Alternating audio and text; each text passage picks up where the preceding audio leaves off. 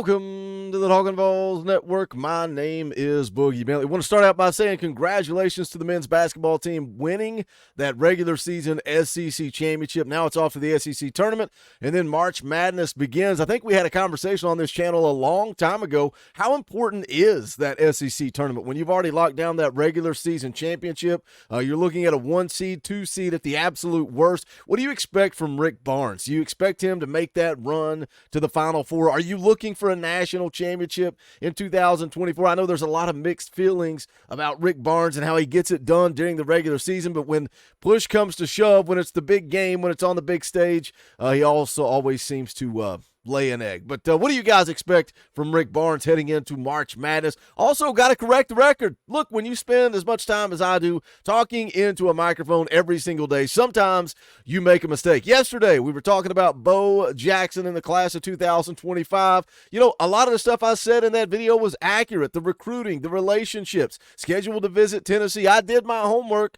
when it comes to the side of recruitment. What I didn't do, I trusted a few people on the internet. I had seen on a few message board posts, I'd seen on Twitter that Bo Jackson was the son of the legendary Bo Jackson. That's not necessarily the case. This is Lamar Jackson. He goes by Bo Jackson. No relation to the legend of Bo Jackson whatsoever. But look, like I said, my fault, my mistake. I wanted to correct the record, and I know a lot of people watched that video yesterday. We were having some fun. We were living in the past, talking about the old glory days of Tecmo Bowl. Look, Tennessee's still in it on Bo Jackson. Nothing really changes. The tape we watch, the huddle film, it's all the same. The hype, the rankings, where he's at, his relationship with Tennessee, it's all the same. The only thing that changes, he is not the son of the legendary Bo Jackson. So let me set the record straight with that. Now, I want to get into it. I want to talk some Tennessee football. I want to talk about being nationally relevant heading into year 4 of the Josh Heupel era. We've talked a lot recently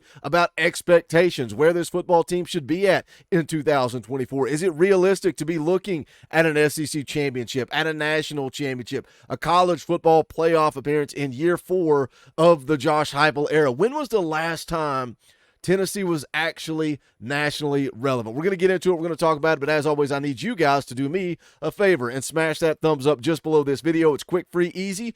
It helps the channel. I would greatly appreciate it. Also, if you're new to the Talkin VAWLS Network, welcome. We're not experts here. We're not insiders. We're not media. We don't talk at you. We talk with you. This channel is for the fans, by the fans. If you like what we do, make sure you subscribe, click that bell for notifications.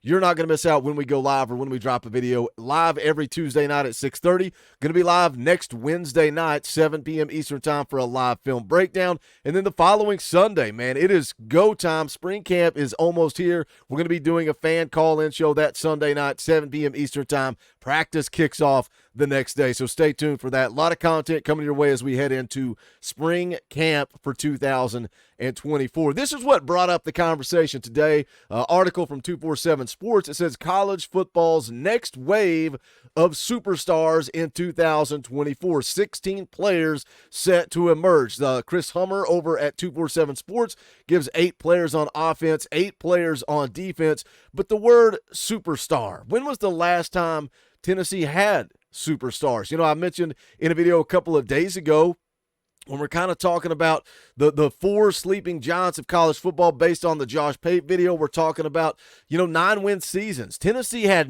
16 9-win seasons between 1985 and the end of the Phil Fulmer era. Then you look at Lane Kiffin, Derek Dooley, Butch Jones, Jeremy Pruitt. They did it twice. Twice combined in that entire run. Well, guess what? Josh Heupel has done it twice in 3 seasons. Now you look at superstars, right? That's the context of the article here. The next wave of superstars. When's the last time Tennessee had some players that were superstars? When's the last time Tennessee had players that were nationally relevant? I mean, you're going to go all the way back to Eric Berry in 2009. I mean, you could talk about Alvin Kamara that was here when Butch Jones was the coach, but Butch Jones didn't even put him on the field. He played second fiddle to Jalen Hurd. You can go look at the NFL draft. Look at first round NFL draft picks. This is post Philip Fulmer, but prior to Josh Heupel. You had 5 first-round NFL draft picks during that entire time. You had Eric Berry and Dan Williams in 2010. Again, that's the tail end of Phil Fulmer. Phil Fulmer recruited Dan Williams. Phil Fulmer recruited Eric Berry. They were first-round draft picks in 2010. CP in 2013, Juwan James in 2014, Derek Barnett in 2017. So 5 first-round NFL draft picks post-Fulmer, but prior to Josh Heupel, and 2 of those were recruited by Philip Fulmer. You had Darnell Wright last season.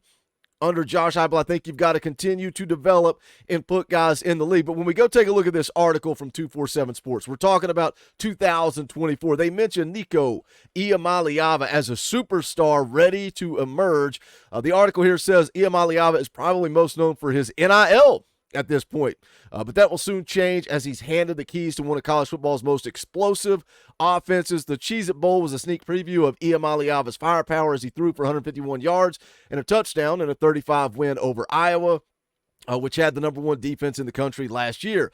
Iamaleava's arm borders on an elastic with his ability to throw from multiple angles and slots, and he's a plus athlete too. Expect him to shine in Josh Heupel's veer and shoot attack. Now, the Cheez-It Bowl didn't mention the 3 rushing touchdowns, didn't mention Nico going 100% in the red zone. The people that want to criticize Nico, the people that want to say, they look at that Citrus Bowl and say, well, Nico didn't do anything. They want to look at that number, 151 yards. Well, if Joe Milton threw for 151 yards, you wouldn't be happy? Well, I would be if he ran for 3 touchdowns. I would be if he was 100% efficient in the red zone. Those are the stats that matter. Throwing for 151 yards, could not care less. He scored 4 touchdowns. He was getting in the end zone. He was moving the offense. I think the future is bright for Nico. I think most of us can agree on that. And I think some of you guys want to see it to believe it, right? And I get it. It's like beating Florida, Alabama, and Georgia. You got to see it to believe it. Well, Josh Heupel in just 3 years has already knocked off Florida. He's already knocked off Alabama. Does he have enough firepower to knock off Georgia in 2024? Moving over to the other side of the ball, again, we're talking superstars. We are talking 16 players set to emerge as superstars. The Vols have 1 on offense. They also have 1 on defense, and that is James Pierce. The article here says Pierce won't be a new name to most SEC fans, given that he posted sacks in all but 2 league games last season. But he's someone that could soon burst onto the national consciousness because of his status as one of the preeminent edge rushers with an eye toward the 2025 NFL Draft.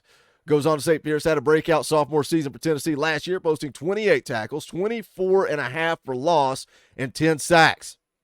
Goes on to say Dallas Turner earned much of the praise as the SEC's top edge rusher, but Pierce posted a pressure every 8.9 snaps compared to 11.7 per Turner.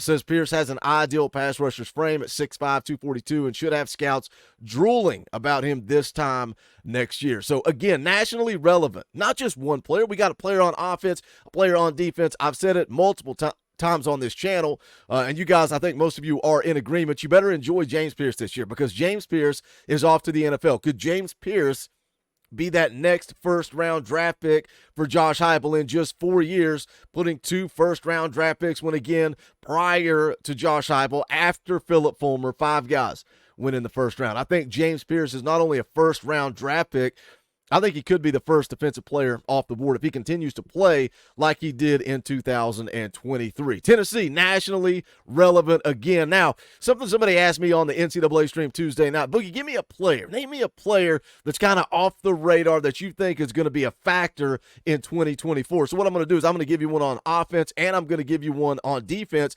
For defense, I think Tyree West. I think we saw, a year ago had 17 tackles, 2 sacks.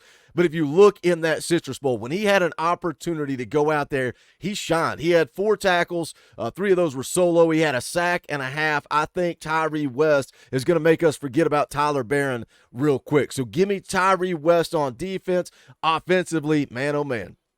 I thought about this one, and I thought about this one, and I thought about this one. I want to say Ethan Davis. Part of me wants to say Ethan Davis. Part of me maybe wants to take one of the young running backs, Cam Selden. Maybe he comes along. Part of me wants to take Dante Thornton, double down like I did last year, but I'm going with Chris Brazelle, and the reason I'm going with him, I've played the clip before. I'll play the clip again. This is Cole Kubelik talking about Chris Brazelle in this offense. Tulane wide receiver Chris Brazelle, 6'5", 195 pounds. He's going to be transferring to Tennessee. I think any wide receiver would want to be involved in that offense with the opportunities that you're going to be given and provided. 44 catches, 711 yards last year, 5 receiving, touchdowns. G-Mac took a look at him yesterday and quite honestly was blown away with what I saw. To see that he was 6'5", first off, he doesn't look it on film. I mean, he looks long, but he's a lot of times you get the bigger wide receivers. They don't move laterally very well. They're not really smooth in and out of their breaks. They look a little bit stiff, kind of like an undersized tight end. Brazelle doesn't look like that at all. He's extremely smooth, very loose, very athletic. He looked like he run crisp routes.